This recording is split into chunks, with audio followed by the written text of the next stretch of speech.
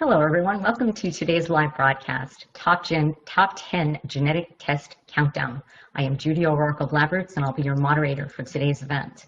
Today's virtual meeting is presented by LabRoots.com, the leading social media site for science professionals. Before we start, there are a few instructions. We want to hear from you during this interactive broadcast, so please ask questions or leave us a comment. Answers are welcome too.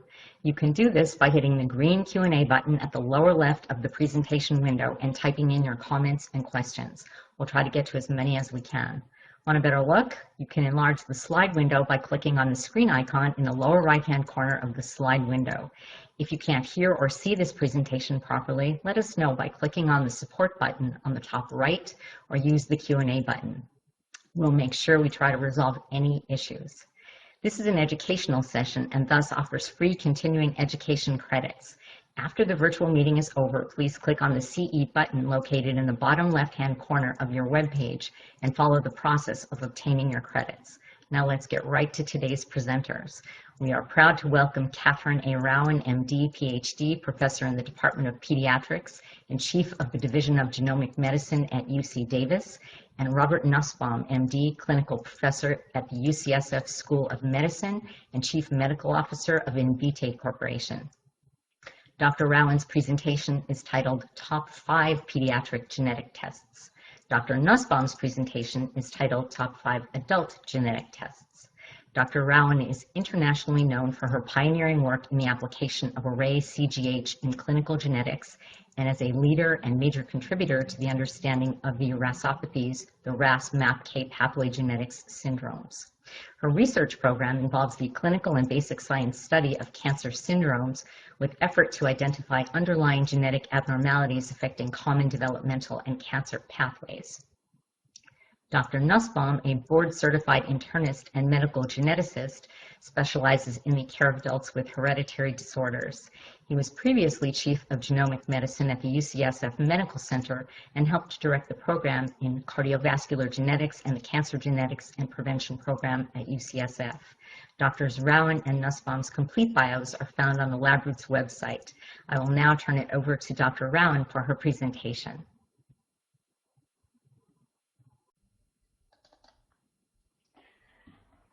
Thank you so much, Judy. Thank you so much for that introduction. I'm just going to pull up my slides here for the group. And let's get started with the top 10 genetic test countdown. So here is your first case presentation for the top 5 pediatric tests. You are the physician on call in the newborn nursery of your community hospital, and you receive a page that there is a newborn with dysmorphic features and a heart defect. There are no prenatal records available because the family is new to your area. And upon gathering the family history from the mother, you learn that the maternal uncle of the newborn had a cardiac congenital anomaly that required surgery. And then after physically examining the newborn, you very much suspect a chromosomal abnormality. So what is the genetic test you would like to order? So you are suspecting a trisomy. And because you are suspecting a trisomy in the newborn period, this is concerned for a genomic medicine genetic urgency. So obtaining a cytomolecular diagnosis as rapidly as possible will help assist you in the appropriate clinical diagnosis and guide your workup as needed to assess additional malformations and help with the prognosis of this newborn. So you could send a standard karyotype in this case, but it's really important to consider a rapid interface FISH test, and because this has a turnaround time of 24 to 48 hours, and is readily available in your institution and in your practice. So FISH stands for fluorescence in situ hybridization, and it's routinely used in genomic medicine. A FISH probe is a targeted DNA probe that is fluorescently labeled to identify a suspected chromosomal abnormality. And FISH is commonly used for looking for submicroscopic deletions in syndromes such as villocardiofascial syndrome or Williams syndrome, Prader-Willi Angelman syndromes, and others. It can also be used to identify the origin of marker chromosomes, but most importantly in this case, it can be used to identify common trisomies very rapidly. But with a FISH probe, you need to know what and where you want to target. So again, FISH is a fluorescence in situ hybridization, and interphase FISH was developed for a rapid turnaround on direct prenatal preparations, such as amnios or chorionic villus sampling tissues. And it's used for counting chromosomes to either rule in or rule out aneuploidies for chromosomes, the chromosomes 13, 18, 21, and the sex chromosomes X and Y. So here's an example of interphase FISH. So these are your normal chromosomes here. You've got two normal chromosome 13s. This is the FISH probe in green. And you have normally two normal chromosomes for 18, and this is the FISH probe in red. These are normal cells. But if an individual has trisomy 18, you're going to see three red FISH signals indicating that your patient has 3 copies of chromosome 18. So you have now made the diagnosis of trisomy 18. So overall, the prevalence of trisomy 18 is 1 in 2,500 prenatally. So remember, that's prenatally. Postnatally, it's estimated that about 1 in 7,000 live births may have trisomy 18. And trisomy 18 can be very difficult to identify, and it's a very difficult diagnosis to make in the newborn period because the phenotype can be so variable. That's why it's important to do interphase FISH if you're suspecting a trisomy. The survival rate for trisomy 18 is about 22 to 44% at 1 month, and then by 1 year of age, the survival rate drops down to about about 5 to 10%. So that's interphase FISH. This is your next scenario. You are a community primary care provider, and a new family to your practice brings in their newborn for their first well baby visit checkup. And they are scheduled to come and see you in 2 weeks, but they've come in at day of life 3 because they're concerned that their child is not feeding well and is certainly not as vigorous as their first newborn. And upon examination, all the vitals appear to be normal. The child does not look dysmorphic to you. You do not hear a heart murmur, and the lungs are clear. Neurologic examination reveals a very floppy hypotonic neonate who is an exceptionally poor feeder. And upon further history, you determine that the mother is of advanced maternal age, and asking about additional family members and taking a history, you find out that there is no neuromuscular disorders within the family history. So what's the genetic test you would like to order in this case? Well, when you're thinking about your diagnosis, there really is a schematic approach to hypotonia in infancy. And hypotonia is a common presentation to a potentially very serious condition. So syndromes that you want to think about might include central nervous system syndromes. They might include syndromes that involve the nerves. They might include syndromes that involve the motor neurons or the neuromuscular junction, or even syndromes that involve the muscle itself. So a diagnosis of hypotonia in the newborn period, you always need to think about Prader-Willi syndrome. And Prader-Willi syndrome is estimated to cause Prader-Willi in about 1 in 10,000 to 1 in 30,000 individuals worldwide. And it's a very complex genetic condition that affects many parts of the body. In infancy, this condition can be characterized by weak muscle tone, hypotonia in this case, feeding difficulties, which you also just saw in your patient, poor growth, and delayed development. And individuals with Prader-Willi syndrome typically have mild to moderate intellectual impairment, and they can have learning disabilities as well. So there are many molecular causes of Prader-Willi syndrome, so it's important to know which test you would want to order first. The most common molecular cause of Prader-Willi syndrome is caused by a small interstitial deletion of chromosome 15q. That is a small piece of chromosome missing on the long arm of chromosome 15.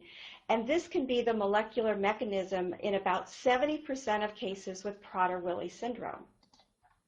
The second most common molecular cause of Prader-Willi syndrome is when the child inherits 2 copies from mom of chromosome 15. And this is the molecular cause in about 30% of individuals with Prader-Willi syndrome. So, when you're thinking about the test that you want to order, think about methylation-specific PCR testing. And this is a methylation test that will pick up about 99% of the cases of Prader-Willi syndrome. And just very quickly, methylation refers to a chemical tag that is added to your patient's DNA, and it will identify whether the DNA comes from mom or comes from dad. And if the methylated DNA is maternal in origin, there is one particular pattern on the test. And if the DNA is from dad or paternal origin, there's a different pattern on the test. And so this pattern can determine where the DNA came from.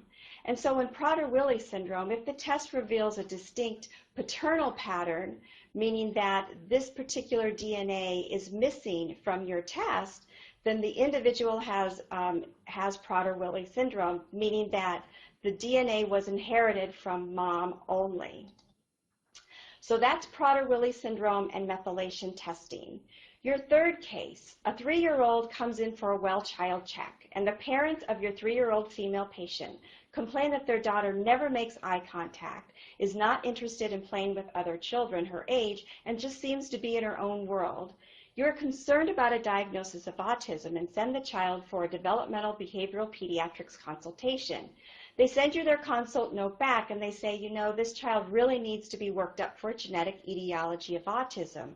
So given their consult note, what is the first genetic test you would like to order for your patient? So the first thing that should come to mind is a chromosomal microarray, or a CMA. And a chromosomal microarray really is just a fancy high-resolution karyotype. And it's the first-line genetic test for patients with developmental delay or autism spectrum disorder, congenital anomalies, or even if a patient has both. And what's really nice about a chromosomal microarray is it does not rely on isolating chromosomes from your patient. And in fact, it's a chip-based platform. So DNA is typically isolated from the white blood cells of your patient, and it has a chromosomal microarray may have a potentially faster turnaround time than a standard karyotype.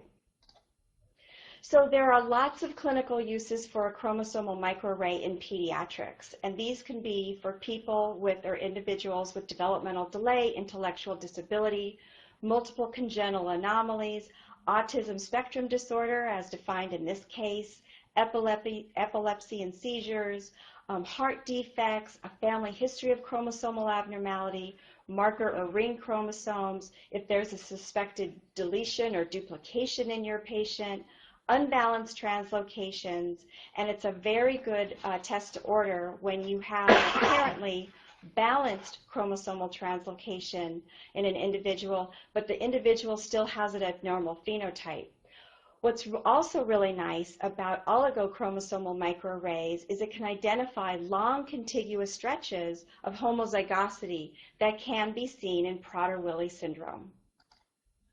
So you send a chromosomal microarray, and this is what you identify. You find out that your patient has a submicroscopic chromosome deletion on chromosome 16p, and that's a very small deleted region on the short arm, of chromosome 16, and you identify that your patient has a chromosome 16p11.2 deletion syndrome. And this can affect approximately 1 in 3,500 individuals in the population. Individuals typically have developmental delay or intellectual disability.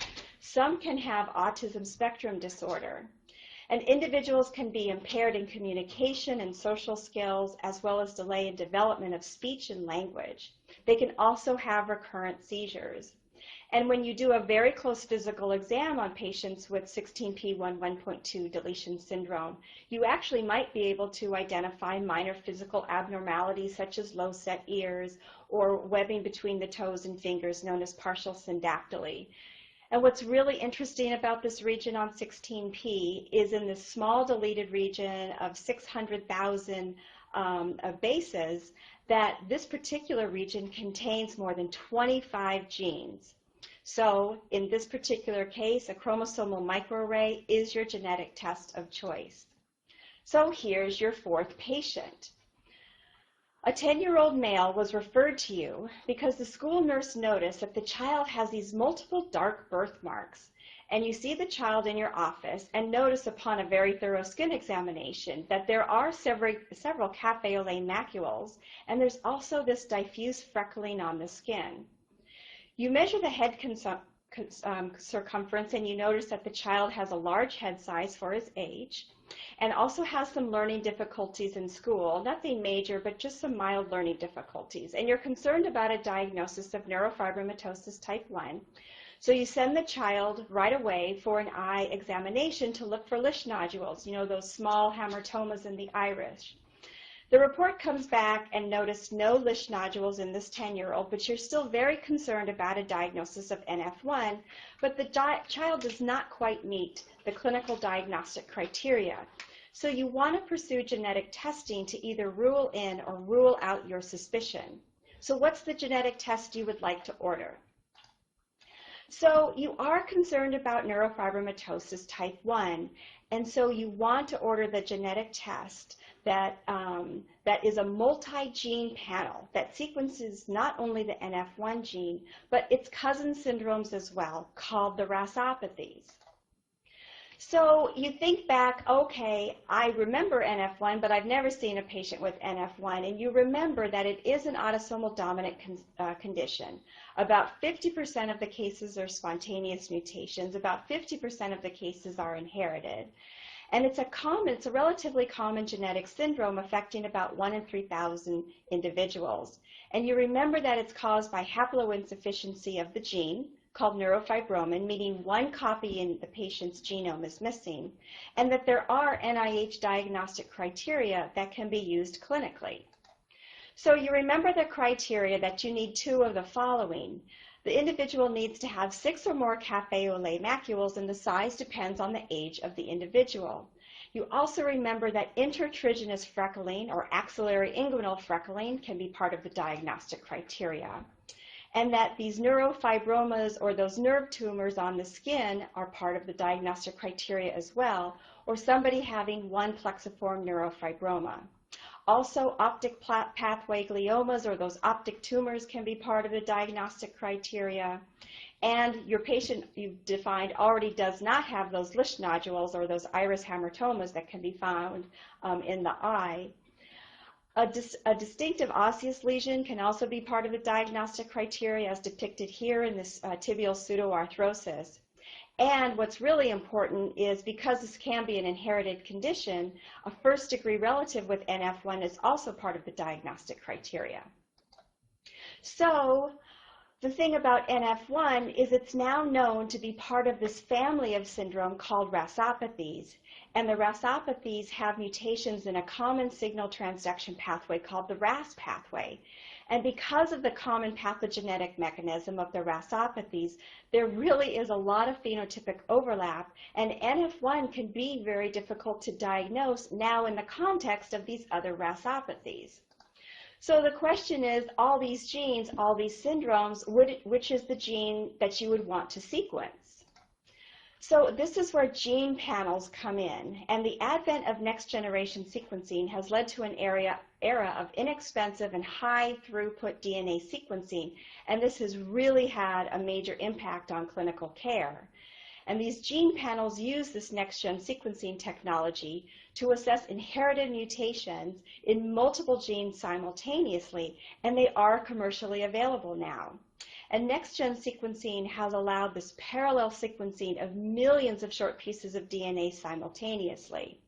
And so these gene panels allow us to test genes in parallel without substantially increasing the cost for the patient, leading to different clinical algorithm in which all known contributing genes can be assayed at the first evaluation. And so the advantage of gene panels include a decreased cost and improved efficiency. It decreases the time involved, it decreases the number of patient visits, and it decreases the number of tests that are sent. So you find out in sending away for this gene panel that your patient doesn't have a diagnosis of NF1, but rather has a molecular mutation in the SPRED1 gene, a cousin syndrome of NF1 that causes Leach's syndrome. So the last case of your top 5 pediatric genetic tests. One of the partners in your medical practice is retiring, and you now have inherited a 14-year-old patient who has a very complex history of congenital anomalies and of developmental delay and autism. The child has undergone an extensive workup, including a chromosomal microarray, which we've already talked about, Fragile X testing, a full metabolic workup, a brain MRI, and an autism gene panel, which we just talked about, gene panels. To date, there is no molecular etiology that has been identified. After a thorough family history and review of the chart, you are still suspecting a genetic etiology. So what's the genetic test you would like to order? So you are now considering whole exome sequencing. And whole exome sequencing is like running a gene panel, but you are now sequencing thousands of genes. Remember, our genome is the entirety of our genetic material. It includes information of the genome structure and regulation. Our exome, on the other hand, is that portion of our genome that encodes proteins and functional RNAs, which accounts for about 1 to 2% of our genome, that is thought to be functionally relevant. So whole exome sequencing, otherwise known as WES, is currently clinically available. Whole genome sequencing is expected to predominate in the future, but this is not currently available now. So you decide to send whole exome sequencing, and this is the next generation technology of sequencing that interrogates the coding regions, as I mentioned, known as our exons, in an effort to identify causative mutations. And this exome sequencing provides coverage of about 95% of our exomes, but this, remember, is less than 2% of our genome. So a simple blood test is collected from your patient as well as the patient's parents, and this is known as a trio. A trio is preferred, but it's not necessary, because the genetic test, if a genetic change has been identified, you want to be able to determine if this alteration is new to your patient or de novo, or if it's inherited from one of the patient's parents. But if you come up to a case like this, it's best to send your patient back to genetics for a genetics consult. Clinical geneticists are very happy to assist you in complex cases like this. So you send for whole exome sequencing, and you've identified now a de novo or a new mutation in a gene called BRAF. And BRAF encodes for a cardiofaciocutaneous syndrome, so you've now made a molecular diagnosis of cardiofaciocutaneous syndrome, which is now known to be one of the RASopathies. So next, Dr. Nussbaum in the 5 adult genetic tests. Thank you.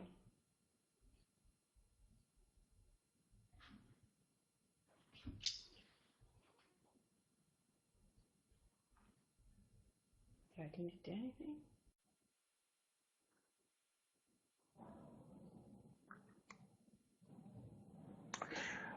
Hello, everybody. I'll be speaking about some of the 5 top adult genetic tests that are being sent today. Before I begin, I would just like to cover a couple of general comments and principles that you should keep in mind when doing genetic testing. The first is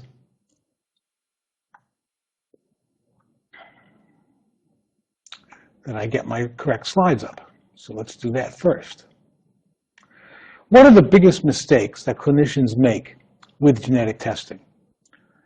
One of the biggest mistakes they make is thinking that all genetic test results will either be normal or abnormal, like a hematocrit. This is not the case. because we actually have three outcomes from most genetic testing. Something that's either disease-causing or is thought to be likely disease-causing, a change that we're pretty sure is benign or is likely to be benign, and then the third is what we call a variant of uncertain significance. That's a change that we don't know what it means, and we don't know how to interpret it. Variants of uncertain significance are the source of, I think, one of the second biggest mistakes that clinicians make with genetic testing, which is they see a variant of uncertain significance, and they think that it is disease-causing and clinically actionable, and that they need to manage the patient differently. And as I'll explain in a minute, this is not the case. The third biggest mistake the clinicians make when faced with a genetic test menu is they assume that for any one indication, the more genes you test, the better. And I'd like to explain that that is not always the case, and this is why. First, these are the 5 possible outcomes that you'll see on most genetic tests. Not all laboratories use these 5 criteria for characterizing a change, but this has been the recommendation from the American College of Medical Genetics and from the Association of Molecular Pathologists. And most laboratories are using this method of reporting on variants, where 1 and 2 is they're either disease-causing or likely disease-causing. 3 and 4 is they're probably benign, or they're actually known to be benign and do not cause disease. And then the 5th is what I described to you before, which is a mutation or variant of uncertain significance. A VUS is not clinically actionable. The track record is of following up on these VUSs, at least in some of the conditions that we've been able to do that in large numbers, is that the chances are better than 50-50. In fact, in some cases, as high as 80-20, that the VUS will turn out to be a rare, benign variant that we couldn't interpret because it was so rare. But as we gathered more data, it became quite clear that there were lots of people carrying this variant who did not have disease. And so most VUSs, not all, but most, are reclassified as being rare benign. And that's one of the main reasons why you do not consider a VUS to be clinically actionable on its own merits. The more genes you test, the more likely you'll have 1 or more VUSs. And this is a real problem because VUSs introduce uncertainty in the mind of the patient as well as in the provider who's ordered the test, but will not provide any illumination. It's not going to change your clinical management. And the larger a gene panel you order, the more likely you'll find VUSs that you can't interpret. So, for that reason, I try to recommend that people choose panels that fit the indication for which they're doing the test, and not always go to the largest available panel. Now, what are the top 5 genetic tests I'm going to talk about this today? The first is hereditary breast and ovarian cancer. Second, we'll be talking about Lynch syndrome, which is a hereditary non-polyposis colon cancer. Third is thrombophilia. The fourth is familial hypercholesterolemia. And the 5th is hemochromatosis. This is somewhat arbitrary, but I would say that these are 5 of the tests that internists and most doctors taking care of adults, if they're going to order a genetic test, this is likely to be one of the ones they are likely to order. Hereditary breast and ovarian cancer accounts for about 5 to 10% of all breast cancer and about 15% of all ovarian cancer. It's the most common form of both hereditary breast and ovarian cancer, and it occurs in all ethnic and racial populations. It's an autosomal dominant, so you only have to have 1 abnormal copy of the gene in order to have the increased susceptibility. And the prevalence of carriers, of heterozygotes, varies from about 1 in 400 across the US, a little higher in Iceland, and significantly higher among Ashkenazi Jews, 1 in 40.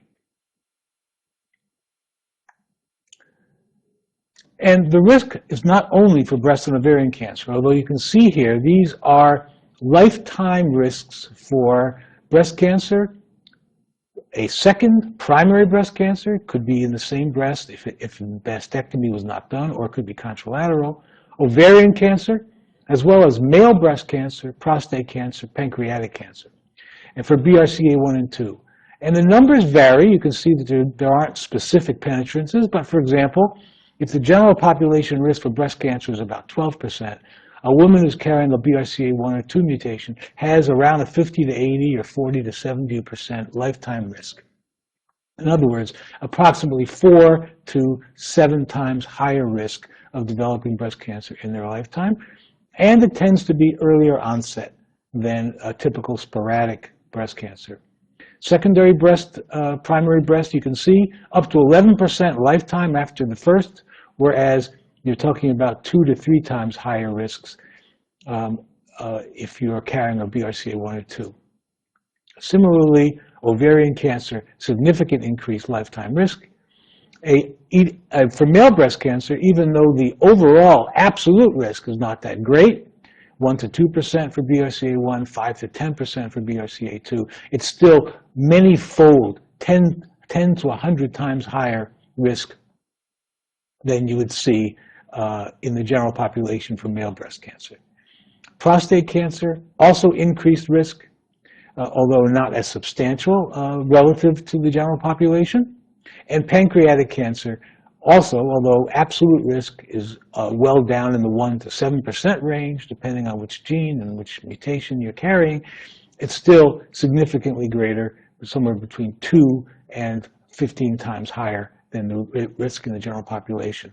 Not on this table is also that there's an increased risk for melanoma that's been reported.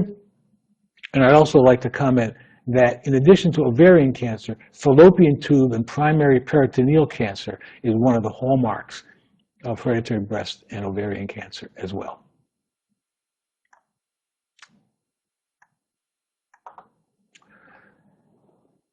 Other genes have also been found to be associated with hereditary breast and ovarian cancer. These are in addition to BRCA1 and 2. And they increase cancer risk at least 2-fold, and in some cases 4 to 5-fold over that of the general population. And so that when you go and look at obtaining a hereditary breast and ovarian cancer panel, you will often see these additional genes are in the panel as well. In addition, you may find even more genes, even different genes, that in addition to these that I show you here, those also have a demonstrated ability to increase the risk in families, but they're not as well documented and they're not as substantial an effect as these genes. What's been shown by a number of different studies now is that panel testing, including BRCA1 and 2, plus these additional genes, increases the yield of a positive deleterious mutation effect in the hereditary breast ovarian cancer families by about 50%.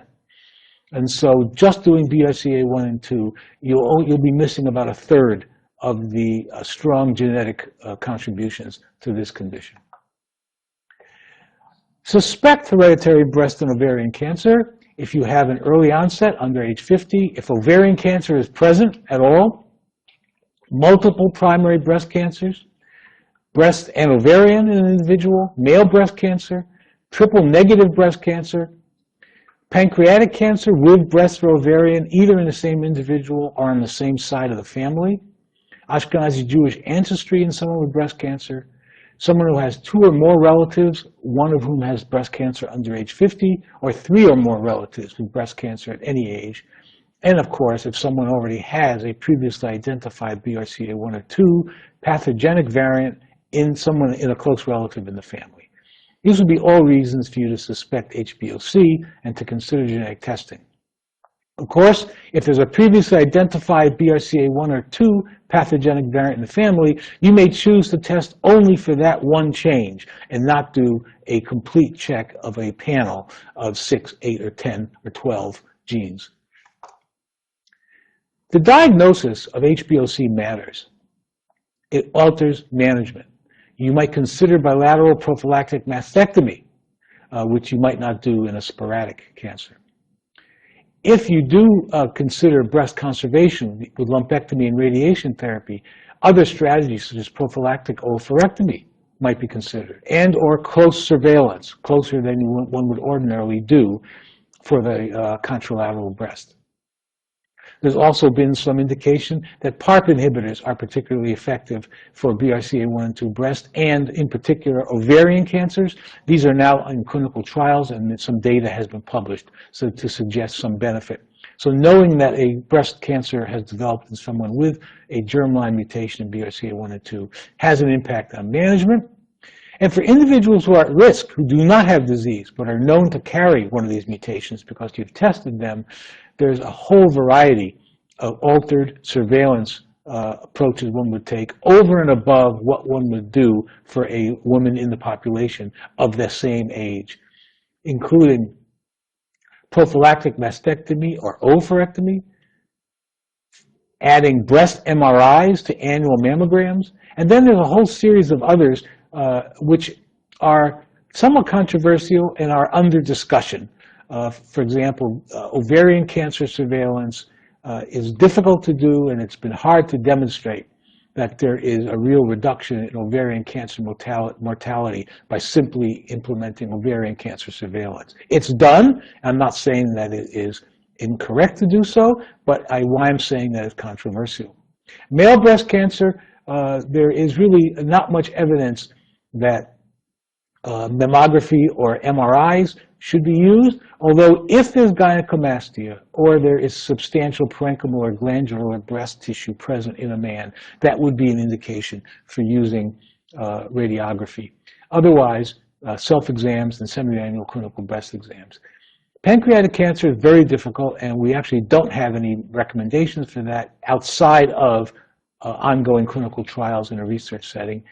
For melanoma, we do recommend skin and eye exams for BRCA2 mutation carriers in particular, since they're the ones who have the higher risk, although there is also some increase for BRCA1 as well.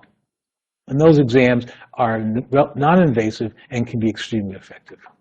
And then finally, management, diagnosis matters because of family screening. Once you find someone in the family who's carrying a clear disease-causing mutation, that now indicates the need to get in touch with other members of the family, usually through the index case, usually through the affected individual, but to reach out to them, offer them genetic counseling, offer them genetic testing, explain to them what it is about. And it's often quite effective, but it's also quite disturbing to a family to be suddenly informed that there is this diagnosis in the family and that there's genetic testing that may indicate a substantial increased risk. The second I'd like to talk to you about is Lynch syndrome, hereditary non-polyposis colorectal cancer. This has a number of different cancer types, many in the GI tract, but also in the urinary tract and in the brain and central nervous system.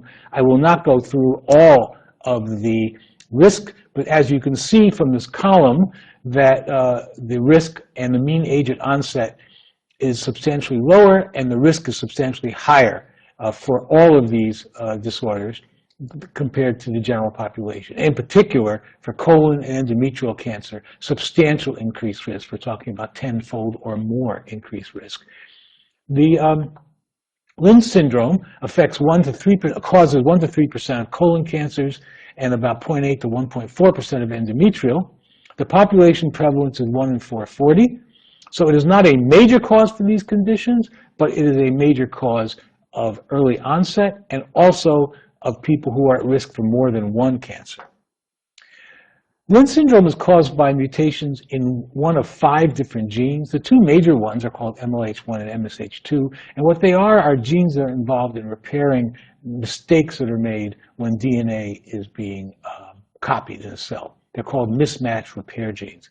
And you need to do all 5 if you suspect Lynch syndrome.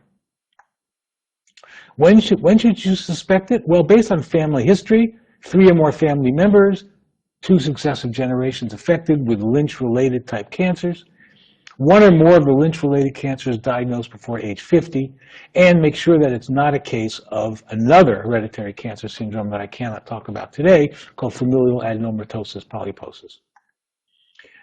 There's also another dimension of Lynch syndrome, and that is testing of the tumor for abnormalities in mismatch repair.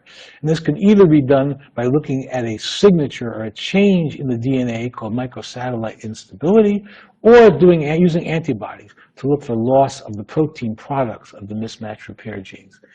But just a warning that not all tumors that are MSI high or lack the mismatch repair genes are the result of germline mutations in a Lynch syndrome gene.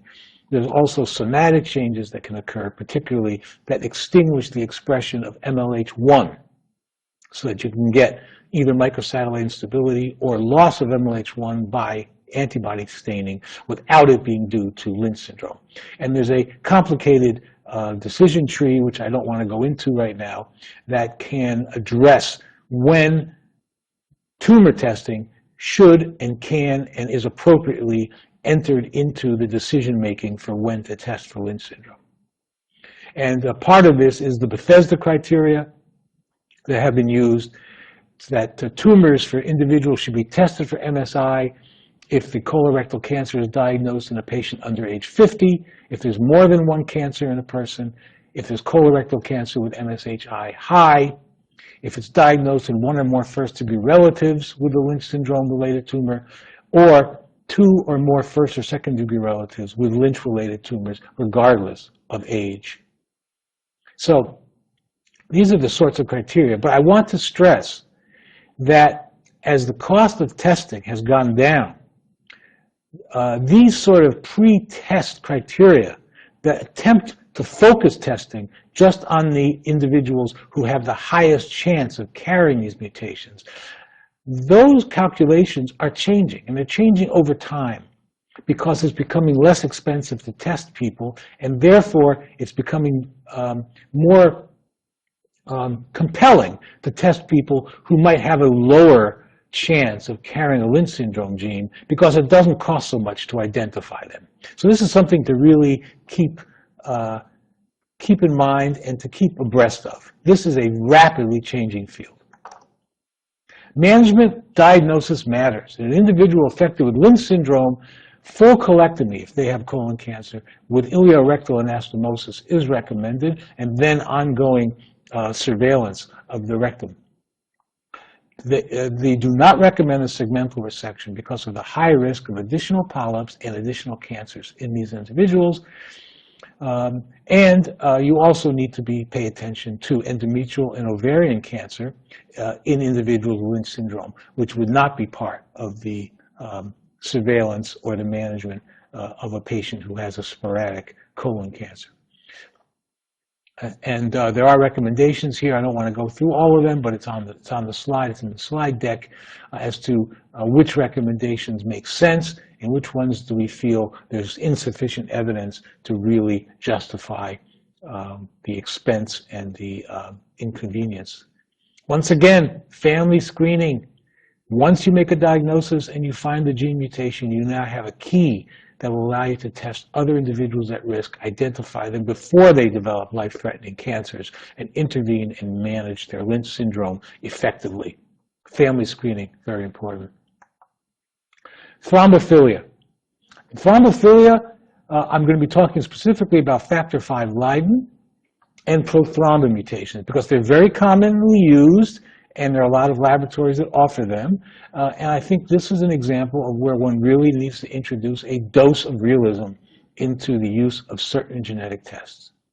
We know that they're common. 3 to 8% of the general US and European population. Prothrombin, also common. They're extremely rare, however, in other ethnic groups, particularly Asian, African, and Native American populations. It's not absent, but rare. Both increase the risk of deep vein thrombosis, but most carriers never experience a deep vein thrombosis or pulmonary embolism. So the idea of screening asymptomatic people for carrying factor V Leiden or prothrombin is not recommended. Furthermore, even if someone has a deep vein thrombosis, whether or not to test for factor V Leiden and factor II prothrombin is quite controversial because it doesn't consider to affect acute management or the long-term management. It's not a major determinant of occurrence risk. Furthermore, family history is a more potent indicator of the risk for a VTE in an individual than is this test. And if you test negative for factor V Leiden or for prothrombin, it doesn't override the increased risk indicated by a family history. And this is from a Cochrane-style review that was done that's really quite good. But I would like to stress, this is for individuals who are carriers of a single factor V Leiden or prothrombin mutation. The American College of Obstetrics and Gynecology has recommendations of changing the management of a pregnant woman if she's carrying 2 copies of a factor V Leiden mutation or 2 copies of the prothrombin. In other words, if she is a homozygote. So I'm not addressing here homozygotes, which are much rarer than the common heterozygotes that are found in a few % of the population.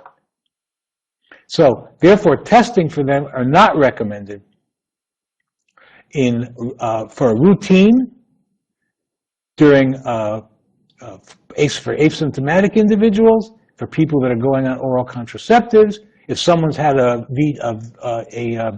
venous thromboembolus in the setting of a major risk factor like surgery or trauma. It's not part of arterial thrombosis. In individuals with unprovoked VTE who are already receiving anticoagulation, it's not going to change that. It's not recommended as routine initial testing during pregnancy. It's not part of routine testing in women who have recurrent fetal loss or placental abruption. The American College of Obstetrics and Gynecology is quite clear on that. And routine testing of unselected children with a first episode of VTE. However, I would like to say that testing for having 2 copies, being homozygote, is part of the recommendation for women during pregnancy or contemplating pregnancy who have had a VTE in the past. Familial hypercholesterolemia. This is a autosomal dominant individual with 2 defective genes, indeed have an even more severe disease. We believe the prevalence for this is underestimated, somewhere between 150 to 1 in 150 to 1 in 200 heterozygotes in the population. However, less than 1% are diagnosed in most Western countries, and children are frequently missed, yet they need treatment. There are 3 genes that are known, but as you can see, somewhere around 20% we don't actually know what the genes are. And when to suspect it? When there's extreme hypercholesterolemia, when there's a clinical history of premature coronary artery disease, certain physical findings, and the family history.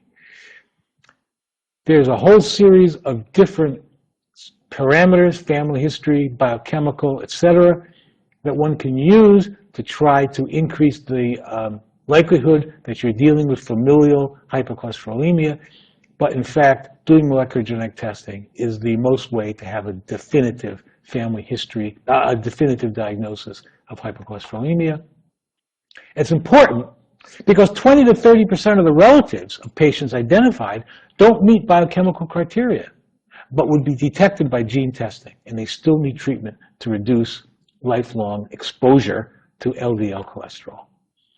Diagnosis matters. The risk for coronary artery disease is substantially increased. We're talking about 10, 13, 15-fold increased over that of the general population.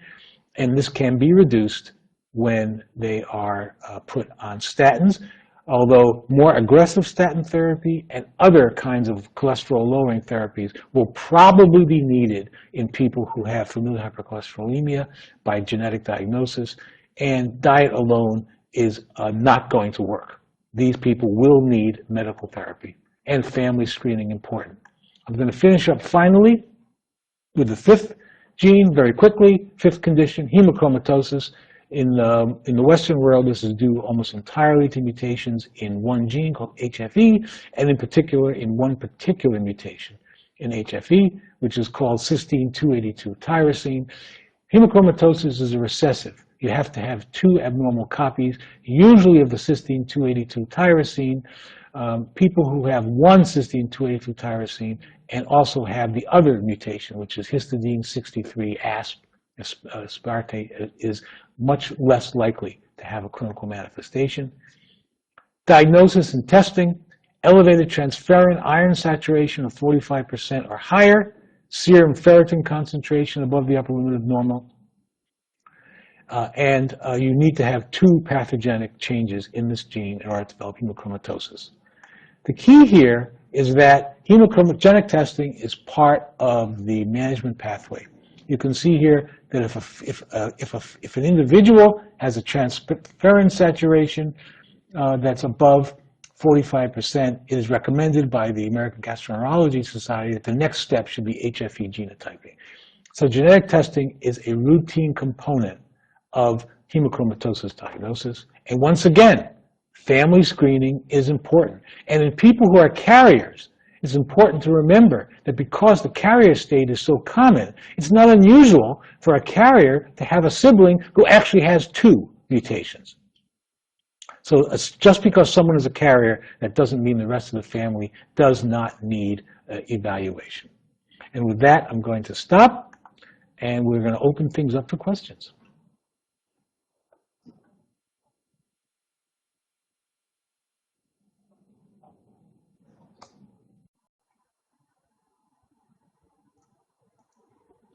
Excellent presentations. Thank you for bringing that information to us all. Before we get started with all of your questions, here's a quick reminder about how to reach us today. Questions can be sent via the green Q&A button at the lower left of the presentation window. We'll get to as many as we can, and I'm sorry we're a little short on time today. This first question is for Dr. Rauen, and it is, in what percentage of clinical situations do you order exome sequencing for all intellectual disabilities or neurological developmental disorders?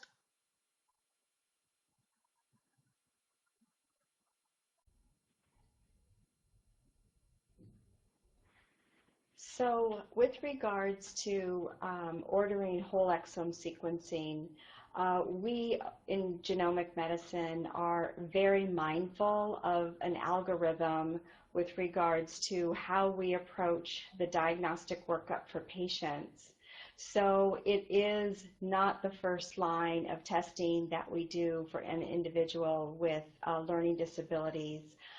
It will be something that we would start with a microarray first, as presented in this, as presented earlier, and then look for other phenotypic features that may or may not be present, and then consider exome sequencing. But I just want to remind everybody that this is something that is very carefully thought about. It's not a first-line test at this particular juncture in genomic medicine.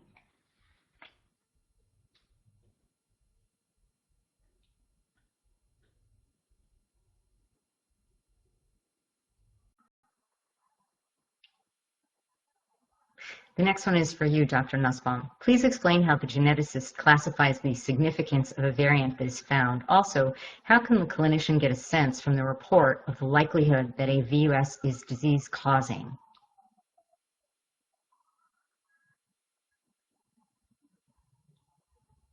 In general, we use a variety of approaches.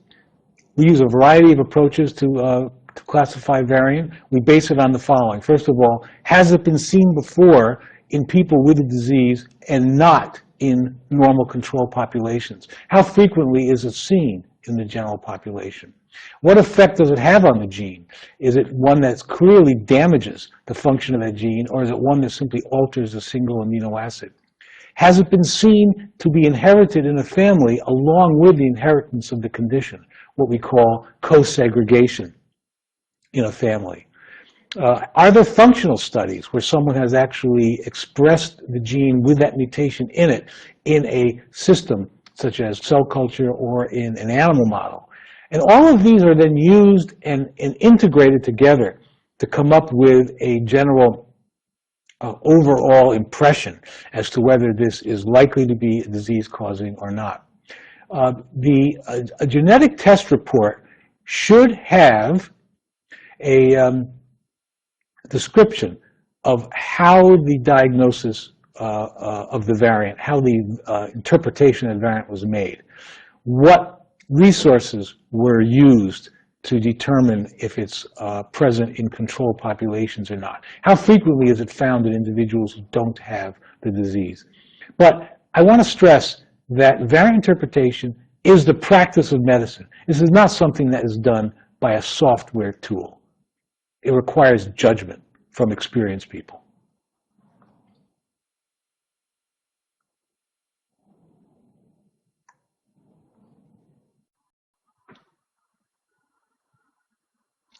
I would like to once again thank Dr. Rauen and Dr. Nussbaum for their presentations. Do you have any final closing comments to share with us very briefly?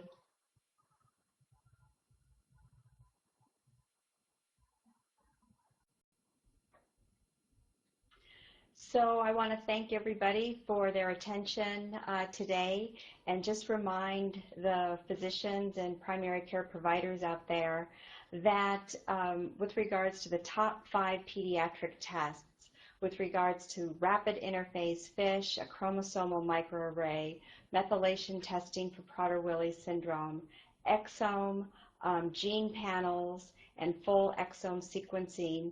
You know, these are tests that are used commonly in pediatric practice. And if there's any questions or concerns that you have about your patient with regards to genomic medicine management, always remember to refer to clinical genetics genomic medicine. We're here to help.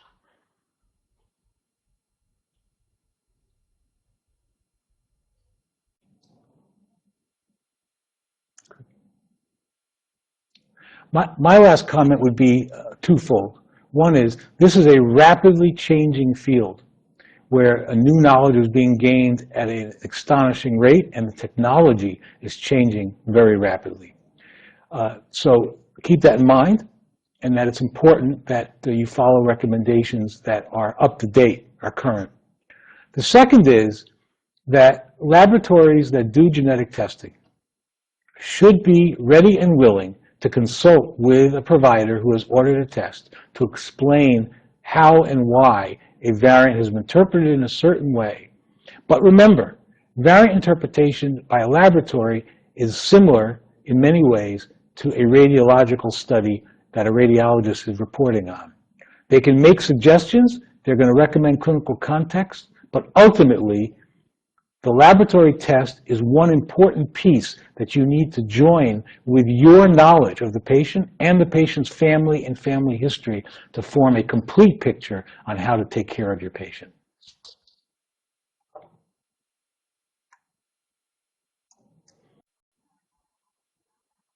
Thank you.